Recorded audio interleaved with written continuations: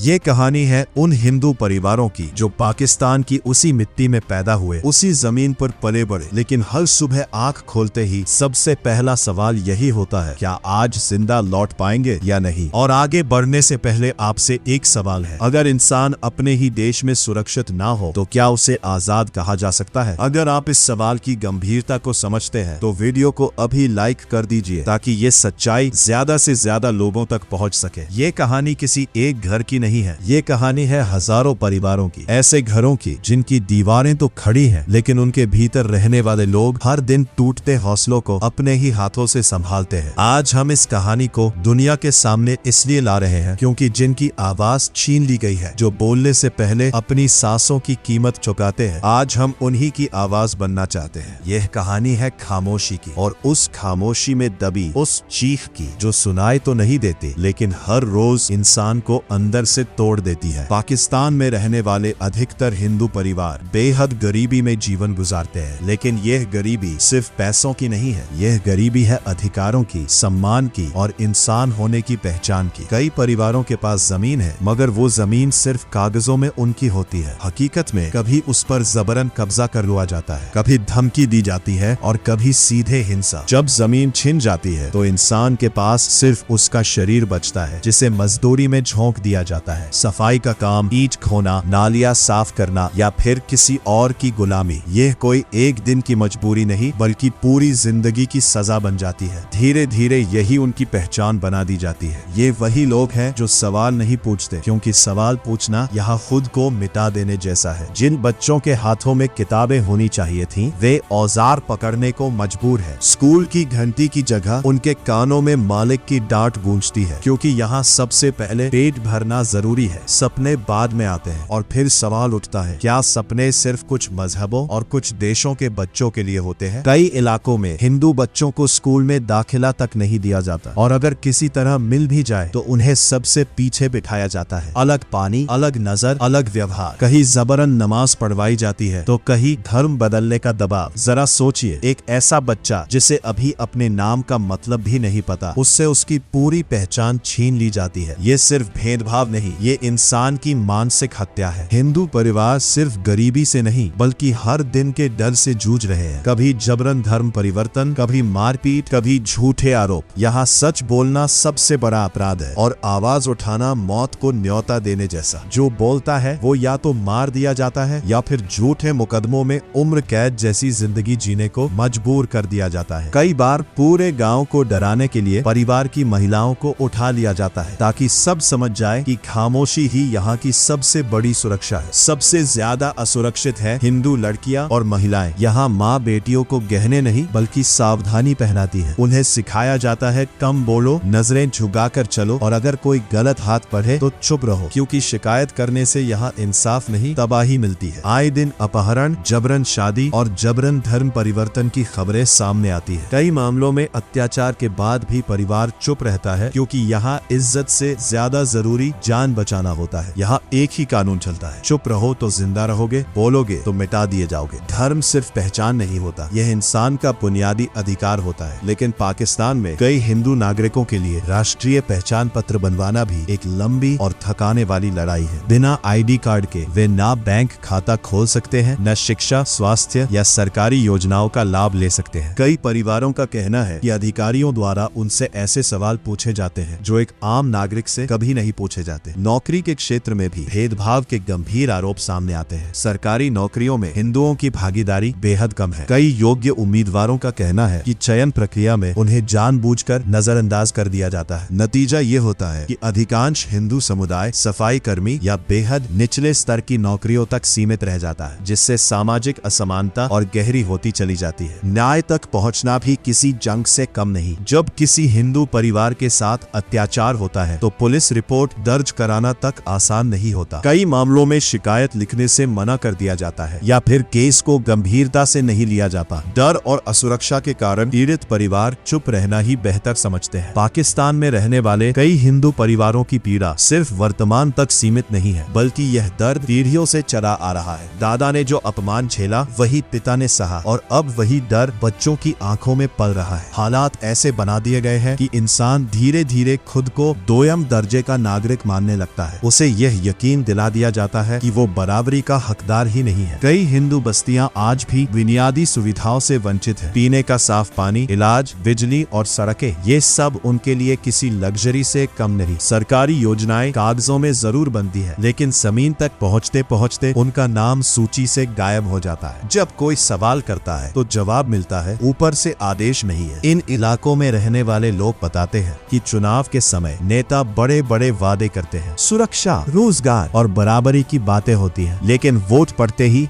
सब भूल जाते हैं। जिन हाथों ने वादा किया था वही हाथ बाद में नजर तक नहीं मिलाते। लोकतंत्र का अधिकार नाम मात्र का रह जाता है। कई हिंदू परिवार मजबूरी में पाकिस्तान छोड़ने का फैसला करते हैं। वे सब कुछ पीछे छोड़कर भारत की ओर निकल पड़ते हैं, उम्मीद की एक छोटी सी गठरी लेकर। लेकिन यह रास्ता भी आसान नहीं होता। महीनों शरणार्थी शिविरों में रहना, पहचान साबित करना, नागरिकता की लंबी प्रक्रिया और अनिश्चित भविष्य, ये सब एक नई परीक्षा बन जाता है। कई परिवार तो रास्ते में ही टूट जाते हैं। जो लोग पाकिस्तान में ही रह जाते हैं वे हर दिन खुद से एक ही सवाल पूछते हैं, क्या हमारी आने वाली पीढ़ी भी यही जिंदगी जिएगी? क्या हमारे बच्चों को भी डर के साथ सोना पड़ेगा? क्या उनका बचपन भी बिना आवाज के गुजर जाएगा? सबसे दुखद बात यह है कि इन हालातों पर बात करने वाले लोग बहुत कम हैं। अंतर्राष्ट्रीय मंचों पर मानवाधिकारों की चर्चा होती है, रिपोर्ट्स बनती है, बयान दिए जाते हैं, लेकिन जमीनी हकीकत शायद ही कभी बदलती है। कैमरे बंद होते ही जुल्म फिर से शुरू हो जाता है। इन परिवारों की सबसे बड़ी मांग कोई विशेष अधिकार नहीं है। वे सिर्फ इतना चाहते हैं कि उन्हें भी इंसान समझा जाए, उन्हें भी वही सुरक्षा मिले, वही सम्मान मिले और वही आजादी मिले जो एक आम नागरिक को मिलनी चाहिए। आज भी कई बुजुर्ग हिंदू महिलाएं मंदिर की घंटी अपने घर के अंदर ही बजाती हैं ताकि बाहर किसी को आवाज ना जाए। कई परिवार त्योहारों पर नए कपड़े नहीं पहनते ताकि भीड़ का ध्यान ना खिंचे। यह डर सिर्फ बाहर नहीं, अब उनकी सोच में बस चुका है। फिर भी इन सब के बीच एक बात है जो आज तक कोई नहीं छीन पाया, उनकी आस्था। हालात कितने भी कठिन क्यों न हो, वे आज भी अपने बच्चों को अपनी भाषा, अपनी परंपरा और अपनी संस्कृति सिखाते हैं, क्योंकि उन्हें पता है अगर पहचान मिट गई तो फिर बचाने के लिए कुछ नहीं बचेगा। इन सभी हालातों का असर पूरे हिंदू समुदाय के सामाजिक और आर्थिक विकास पर पड़ता है। वे खुद को अलग थलग, असहाय और असुरक्षित महसूस करते हैं, जबकि किसी भी लोकतांत्रिक समाज की बुनियाद समान नागरिक अधिकार, निष्पक्ष प्रशासन और बिना भेदभाव के कानून पर टिकी होती है। जब तक हर नागरिक को, चाहे वो किसी भी धर्म का हो, बराबरी का अधिकार नहीं मिलता, तब तक असली न्याय और शांति संभव नहीं है। लेकिन आज पाकिस्तान में हिंदू होना एक अभिशाप बना दिया गया है। कई जगह खुलेआम पूजा पाठ से रोका जाता है, मंदिरों में मांस फेंक दिया जाता है, मूर्तियां तोड़ी जाती है, भगवान के दर्शन भी छुप छुप कर करने पड़ते हैं, जैसे आस्था कोई अपराध हो। दिवाली हो या होली, खुशियां डर के साए में मनाई जाती है, रंग धीरे लगाए जाते हैं और दिए जल्दी बुझा दिए जाते हैं। शादी जो हर समाज में उत्सव होती है, यहाँ एक खामोश रस्म बन चुकी है। न बैंड, न रोशनी, न हंसी, क्योंकि डर रहता है कि कहीं इसी दिन कुछ छिन न जाए। इतना सब सहने के बाद भी ये लोग अपनी संस्कृति, अपनी परंपरा और अपनी पहचान को आज भी